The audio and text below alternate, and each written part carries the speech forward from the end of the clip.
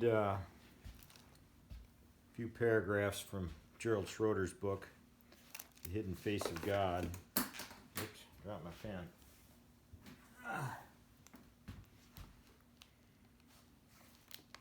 I'm just going to start in here with this paragraph here. We've seen how the brain develops, but that still does not tell us how our thoughts arise. How the organs of a mature human brain interact may provide a clue to the process of thought.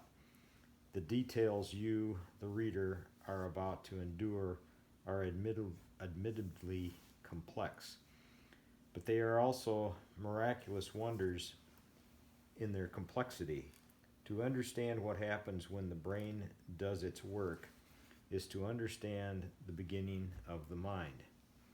Since the only part of the brain visible from the outside is the organ devoted to vision, the eye that is reasonable starting point.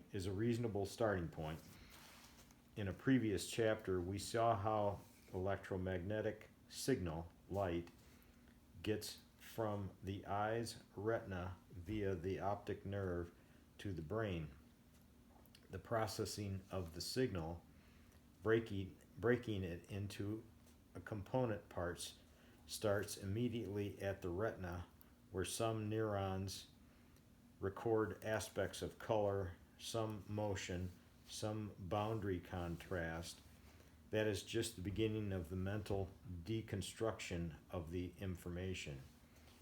When thinking about sight, think of a symphony of molecular reactions of each optic nerve as the multitude of nerves communicate impulses, analyzing each impulse, deciding whether or not to pass on the pulse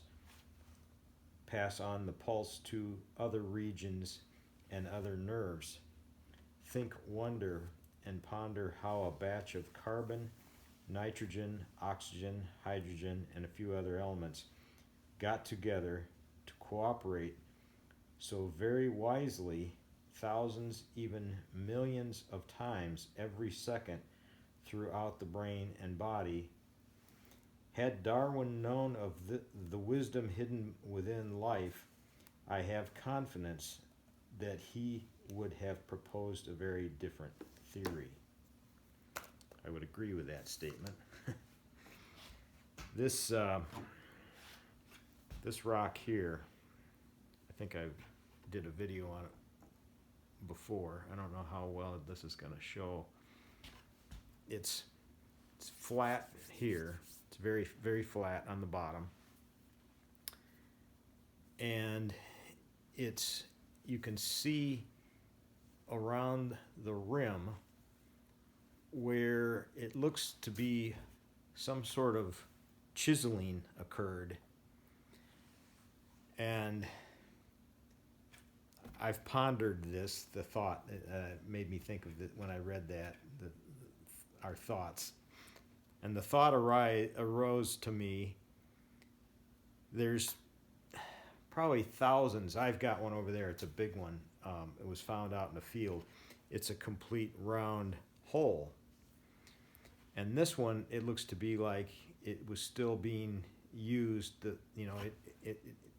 center part hadn't completely gotten removed. And I'm thinking to myself, okay, what else was very common as these? And that's tools, arrowheads, spears, points, knives. And I'm thinking this had to have been a tool that possibly they were using to do something to them, whether or not they're laying the flint across and then they're chipping, and then that's what's causing these little like chisel marks. I don't know if that's going to show up or not, but there's like little chisel marks all the way around there. And And you're probably wondering, why am I talking about this and reading out of the brain behind the mind? Well, thought of figuring out what this was used for. And number two, this hasn't evolved into a man. Even though it's got the same components that are in me and you. So it just sits there. It's a rock. But anyhow, I think I figured out what this was used for. It was probably set on the ground and then by the fire, and they were using it to fashion their